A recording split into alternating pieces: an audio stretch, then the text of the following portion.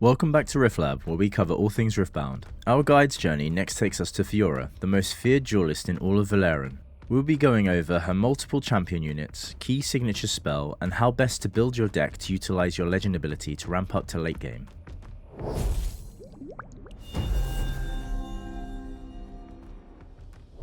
If you enjoy these videos, please leave us a like and be sure to subscribe to keep up with all our future content.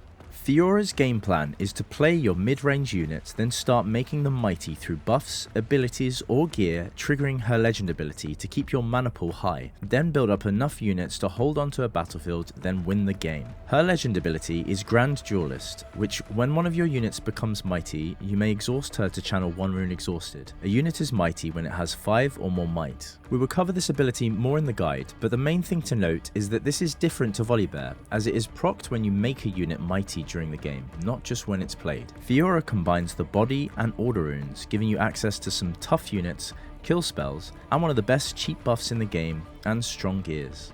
You want to play a pretty stable set of lines with this deck. Build up some small units, push them into some battlefields scoring early, then build up medium might units which will help you ramp up your runes with your legend ability. Then you'll want to pressure your opponent by pushing into battlefields and holding it with gear and spell support. This deck benefits massively from 2 specific cards, One Punch and its signature spell Riposte. This card alone makes this deck super strong. The ability to counter any spell, then give the cost of that spell as might to one of your units is exceptional. The way this spell can be utilized is endless. Stop your opponent's push with a Rebuke being used on one side, to then give a unit holding the other battlefield 2 might, stopping a further planned push there. Just thinking about this card alone gives my Kaiser deck absolute nightmares. Your gears really activate some of these units. Take Lucian the Merciless for example. You can equip a BF sword making him 6 might, equipping it for free thanks to the Weapon Master ability. Move in and conquer a battlefield, then slip away as he's readied himself. You can also proc your legend ability, giving you a rune back. You can then play a first mate to ready him again, and then conquer the other battlefield, and slip away after. FIORA Worthy will likely be your chosen champion. This card gives you access to paying 1 order rune recycled to ready unit if it becomes mighty this turn. It's a fantastic way of playing your units quickly, giving a much needed tempo for such a mid-range deck. With further access to cards like Challenge, you can even punish enemy units that are sat in their base. Sabotage is a great way of giving you plenty of knowledge to play your turn out. So play this and take out any key spells that you believe your opponent may have. By doing this you can freely move a FIORA Victorious into a battlefield like Trifarian Warcamp, instantly making her mighty due to the +1 might effect, and therefore proccing your legend ability, giving you a free rune exhausted. She gets all her abilities, so later on she can then gank across and score you even more points exceptionally quick. For turn order, FIORA prefers to go first, playing her low cost gears or units to get the score going in her favour early. Now let's go over FIORA's favourite battlefields. Trifarian Warcamp. This helps make some of your units mighty straight away, or helps you hold with multiple units in the mid or late game. It's a fantastic battlefield to use in your first game, as this is useful even when going first or second. Sunken Temple. When you conquer here with 1 or more mighty units, you may pay 1 energy to draw 1 card. This is a great way of getting through your deck, especially as you don't have many ways to draw cards. Monastery of Harana. You may spend your buff when conquering to draw a card. This is another way to draw cards, and it's clearly a theme here, but notably, you can only use it by your own deck, as not many decks do have the buff mechanic. In the early game, you want to set up your 2 energy units like Unsung Hero, or play your early gears like Warmog's Armor or Doran's Blade. If you go second, and your chosen champion is FIORA Worthy, you can also play her, but be careful into decks like Ezreal or Kaiser, as they can take her out quickly with spells like Bellows Breath or Falling Star. When you reach the mid game, you want to play units like Set Brawler, which can reach mights well above 10 thanks to spending his own buff and supporting spells like Kuld's Glory, or gears like BF Sword. Remember, when you play Set Brawler, he gives himself a buff so he makes himself mighty. This then procs your FIORA legend ability, so you can spend your buff, get this buff back, and it becomes mighty again next turn. So this card alone can make a lot of use from the FIORA legend. hence why it's a great addition to this deck. Once you reach your late game, you'll want to hold on to battlefields with units like FIORA Victorious, which can gank across when mighty, supported by spells like Punch First and Riposte. Remember to always keep one energy up to play Punch First, or at least threaten it so your opponent has to consider it when pushing into your controlled battlefields, making them potentially have to overcommit. Thanks to FIORA's legend ability, you can pay costly units like Set Brawler and spells like Punch First without falling behind in runes. You're always going to be ramping up with each mighty ability effects that you do throughout the game, so this allows you to get to the mid and late game pretty fast. You do have access to potentially the best counter spell in the game. Having access to Riposte makes this deck exceptionally strong on its own.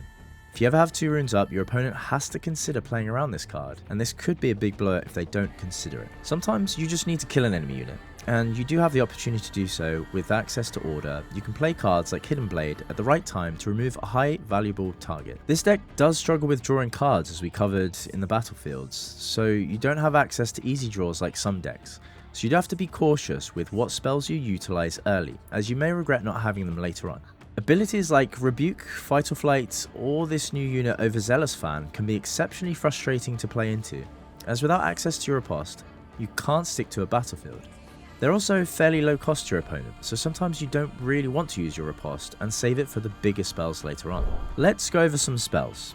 Choose an opponent, they reveal their hand and you choose a non-unit card and recycle it. Challenge. Choose a friendly unit and an enemy unit. They deal damage equal to their might this turn. This is great for removing pesky enemy units on your opponent's base. Hidden Blade. Hidden. It kills a unit at a battlefield and its controller draws 2. You can use this offensively late game or defensively earlier on to draw more cards. Punch First. Give a unit +5 might this turn. You can play me whenever you have just 1 energy available, so your opponent does have to consider this at all times. Salvage. You may kill a gear and draw 1. Bring this in from your sideboard when facing off decks that really rely on its gears, or if it plays things like Aurora. Riposte. Your big signature spell. Choose a friendly unit and a spell.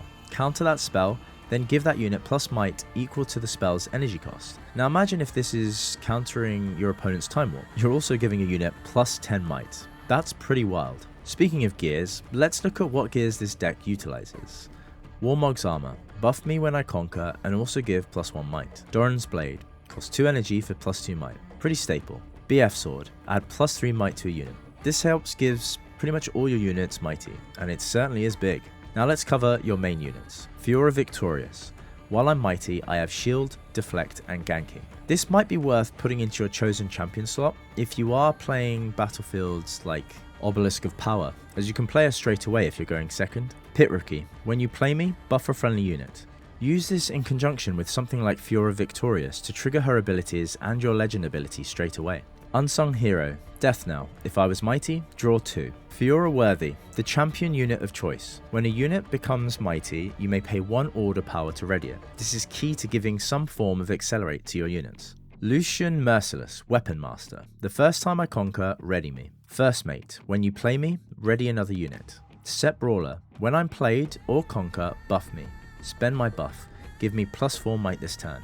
This unit can proc your legend ability multiple times as stated earlier, even when it is played. FIORA plays strongly into matchups like Azir, Master Yi, and Rumble. These decks struggle with your counterspell signature, and you will have ways to ramp up by playing multiple units in the mid game, so they do struggle to keep up with you. You go even into decks like Irelia and Ezreal. These can be pretty tough matchups, but one strong Punch First or Riposte can really flip this matchup. FIORA struggles into decks like Draven and Rek'Sai. With all the spells and high might Draven has access to, you should struggle to keep up with him, as he can also draw a lot of cards after a successful showdown. The Rek'Sai has a plethora of spells which can hit your backline, and also use multiple kill spells, which you may not always have your riposte readily available for.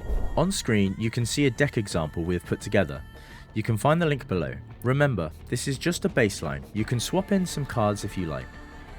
That's all for today. Thank you so much for watching. If you have any comments or feedback, we would love to hear from them down below. See you all next time.